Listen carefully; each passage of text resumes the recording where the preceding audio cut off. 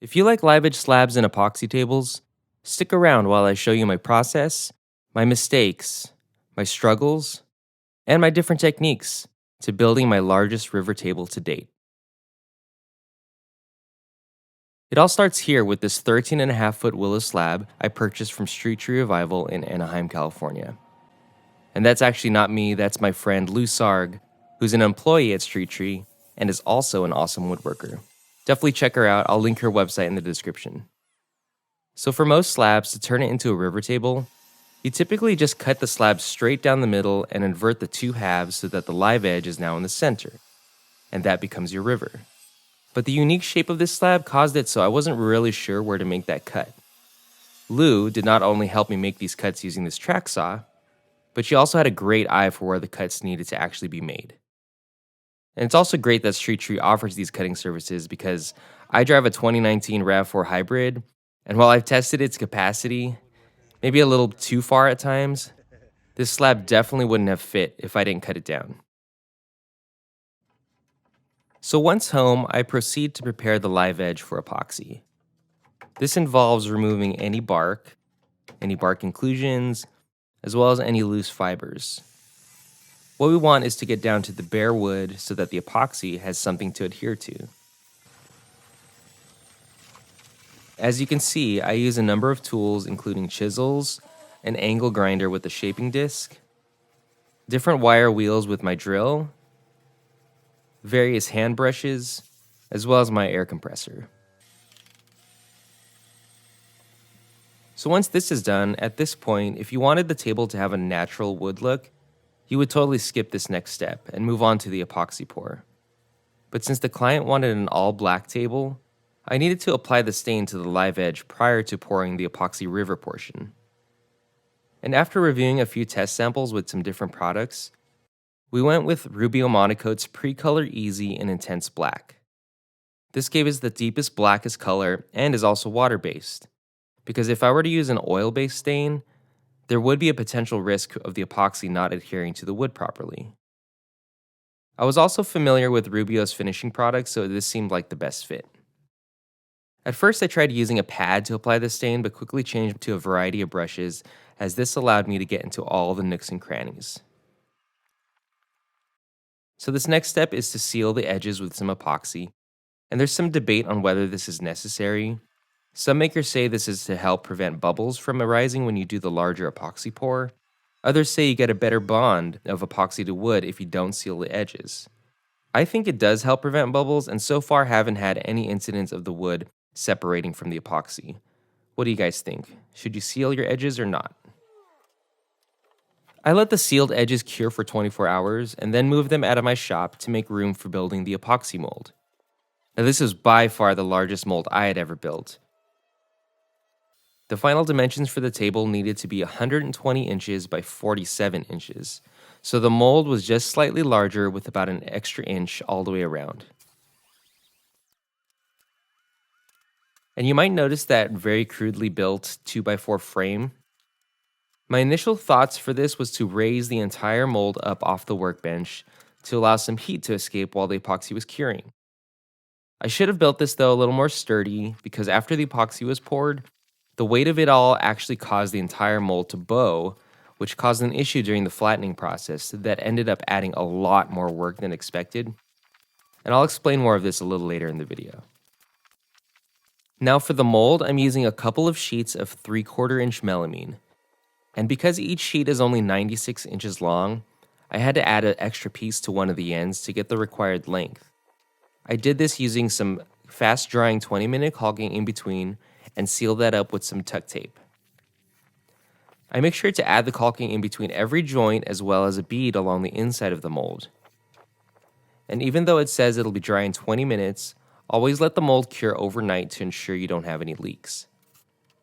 Also, don't use any of that stronger, more durable caulking because you're going to have a really difficult time taking this mold apart. And here is that bead along the inside of the mold, just to make sure we don't have any leaks. Now, if you decided to seal your edges and you had the mold already built and ready to go, You technically can pour the epoxy river while the sealed edges are still tacky. I guess this would give you kind of the best of both worlds of sealing your edges or not sealing them. In my case, since I let the edges cure completely, I have to scuff them so that the epoxy river has something to grab onto. For this, I'm using a nylon wire wheel with my drill, as well as some 220 sandpaper. I'll have all the tools I've used in the video linked in the description. And so this was a new technique I'm trying out. I am sealing the rest of the slab with some shellac to prevent any of the epoxy from bleeding into the slab and potentially staining the wood.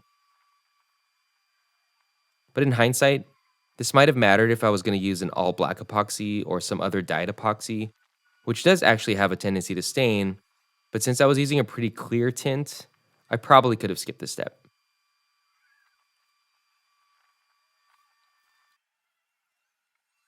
And before placing the slabs into the mold, I applied some epoxy mold release spray.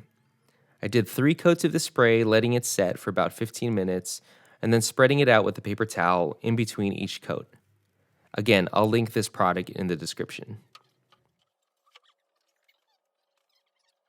And with the help of my lovely wife, got the slabs into the mold.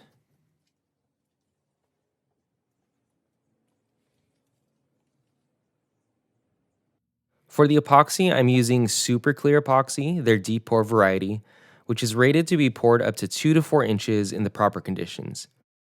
At this point, I had made a few river tables already, so I felt pretty confident with how to use it. And while I could have done all 27 gallons at once, this being the largest epoxy pour I'd ever done at the time, and still to this date, I didn't want to take any chances of it overheating during the curing process or having to deal with a leak. That would have been a very expensive mistake, and so I broke this up into 3 separate pours, about 14 to 16 hours in between. But basically, you want to wait just long enough in between each pour to where the previous layer was not completely hard, but just set up enough to where you can imprint a toothpick in it without the epoxy sticking. Also, with their deep pour variety, you don't have to use a blowtorch to pop the bubbles, but I always find it pretty satisfying, so I do it anyways. And here it is, all 27 gallons.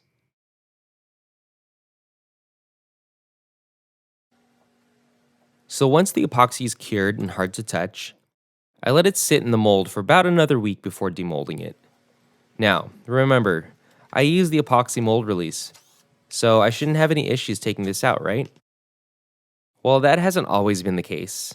If you've watched any of my previous builds, you might have caught that this mold right here was very stuck to this table and took a lot of extra work to get off all that melamine.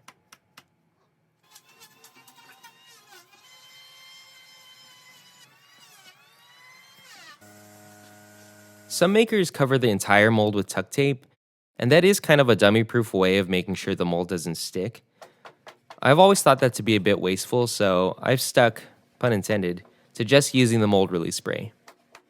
Fortunately, I had no issues with removing the table from the melamine mold.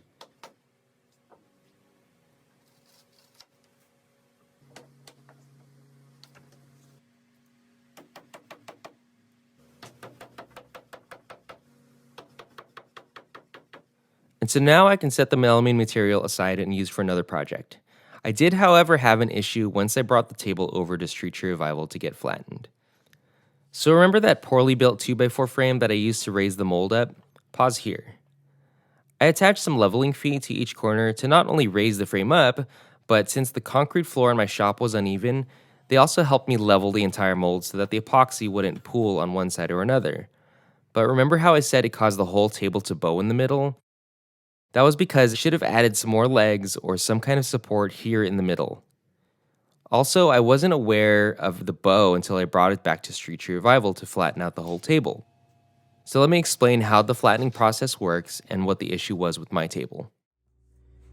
Now imagine this is the tabletop, and it has a bow in the middle. In my case, this side is the top, and this side is the bottom. Now imagine this is the table that it's sitting on, and this is your flat reference point. So in order to flatten this piece out, You would first stabilize it so it didn't rock back and forth by maybe adding a shim here and adding a shim here. So now it doesn't rock. So at this point, you would take your surfacer and flatten out this top completely and eliminate all this material right here. So then you would take your whole piece and flip it over. And so now you'd be left with something that looks like this. And now this is the top and this is the bottom. Then you would run your surfacer again and eliminate this hump, all this material. And then you would end up with a perfectly flat tabletop. Now, technically it would have still worked in my case, but the end result would have been an extremely thin tabletop. So instead of completely flattening out both sides, we just ran the planer to where it kissed each corner of the tabletop. Now, when we flip the whole thing over, we had at least these flat corners to reference off of, and then we could shave the entire tabletop completely flat.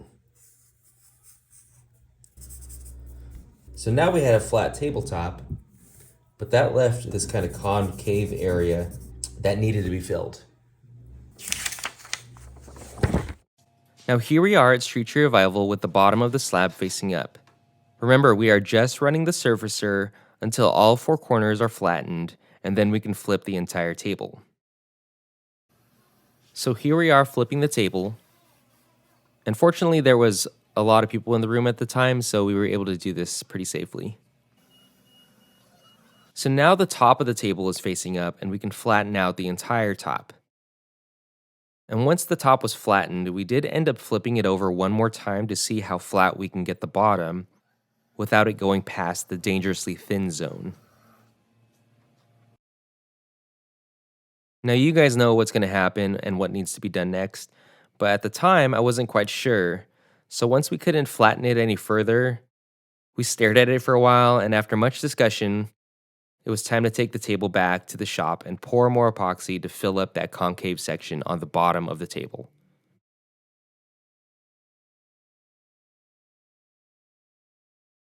So here we are back at the shop working on the bottom of the table. I started by opening up the section here that needed to be stained. It was covered in epoxy, but the section actually sat lower than the rest of the table. So I used my cut saw shaping disc to carve away the epoxy and expose the bare wood. Once stained, I formed a wall of caulking and then proceeded to pour the epoxy. This time I'm using the faster curing tabletop epoxy because I only needed a thin layer. This variety is self-leveling and only takes 24 hours to cure. Unlike the deep variety, you definitely want to go over this with a torch to pop any bubbles. After about 24 hours, I was now able to bring the table to Westrip Woodworks in Huntington Beach to use their 51-inch wide belt sander. They are primarily a cabinet making shop, but they do offer this service for a small fee, and it does save me a ton of time sanding. Now watch as I struggle to unload this table by myself. I set down some moving blankets to not mar the table, but this actually made it harder for me to slide the table across. And before you head to the comment section to tell me I should have put some dowels or some PVC pipes to roll the table on top of, yes, that's exactly what I should have done. I didn't know the technique at the time, but was well informed by my friends and my Instagram followers. Before I could stain the entire table black, I had to take care of some of the smaller knots, voids, and punky wood areas that got exposed during the flattening process. If you've never heard of punky wood or punk wood, it's basically the area of a tree that is actually in a stage of decay, and it's very soft and squishy and almost has kind of like a styrofoam-like consistency to it. Now once I'm done staining, I'm actually going to stabilize this wood with some of that faster curing epoxy. Now because this punky wood area is very porous and sponge-like, it does take a while for the epoxy to fully penetrate it. Some manufacturers offer a penetrating epoxy that has a thinner consistency than this tabletop epoxy I'm using and is designed for applications like this or for use in softer woods or for woods with a lot of spalting. Once cured, I start using a scraper to flatten these sections back down. I posted a YouTube short on this process and somebody asked me why I scrape and not just sand. Now, epoxy, once cured, is a lot harder than wood, so if I went straight at it with my orbital sander, there would be potential for the wood around the epoxy to get sanded and cause a divot. So, scraping prior to sanding ensures that I don't affect the surrounding wood while flattening out the epoxy. For the extra tiny little holes, my go to is the black CA glue by Starbond in combination with their accelerator spray. And I'm using a toothpick or a little pick to kind of drive some of that CA glue into the little holes and then hit it with that accelerator spray, and it'll dry in about 10 to 15 seconds. Somebody commented about this process and they said that they never seen anybody tattoo wood before. As someone with tattoos, I thought that was kind of cool. It is kind of like tattooing the wood, kind of that old school tribal tattoo. After the touch ups were done and some sanding, I add an 1/8 inch roundover using my trim router. I think this gives the edge a really clean and finished look. Now it was time to apply the pre-color stain to the slab portions of the table. I covered the majority of the table with a white pad, being careful not to go all the way to the edge where the epoxy and wood meet. For the edges, I switched to a brush and very meticulously painted along the edge of the wood, being very careful to not stain any of the epoxy.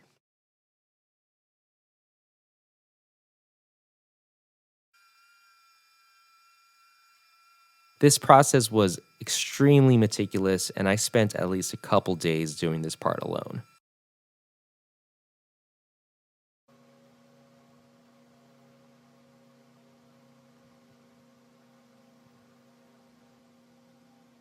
And so I was on a bit of a time crunch to get this table finished, so I unfortunately do not have any of the footage applying the oil, which I know does tend to be a very satisfying part to watch, so I do apologize. If you have any questions about the finishing process, please don't hesitate to ask. And if you made it this far, thank you guys so much for watching. This table lives at the client's home in Scottsdale, Arizona, along with a smaller round table from one of my previous videos labeled Coastal Oak Round River Table. I really do love how this table came out and is by far one of my most favorite builds to date. Now, if you like this build, didn't like it, or if there's something you would have done differently, or even actually this video, this is my first time doing a voiceover, so if there's something I could have done differently with the edit or the voiceover, please let me know in the comments. Any and all feedback is welcome. Thanks again, guys. Don't forget to like and subscribe, and until next time, cheers.